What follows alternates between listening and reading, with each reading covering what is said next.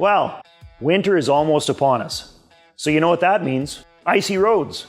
And with those slick stretches of asphalt comes collisions. Listen up, auto body techs.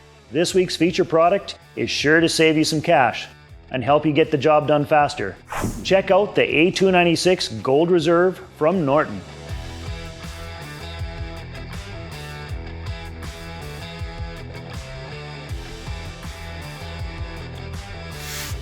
These lightweight paper discs are designed with a premium P-grade aluminum oxide abrasive, which provides cooler cuts and delivers a smoother, more consistent finish, or sand scratch, compared to the competition.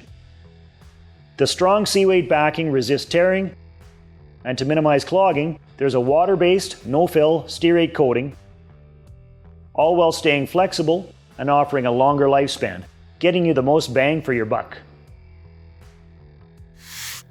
They are available in both 5 and 6-inch sizes, offering anywhere from 60 grit to 1000 grit.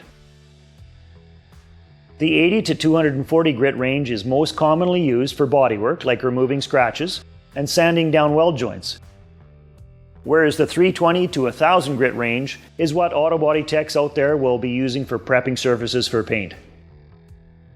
However, since these discs are designed to work on anything from primed and painted surfaces to wood, aluminum, ferrous metals, and more, anyone who finds themselves sanding as a part of their job will want to make room for these in their shops and tool bags.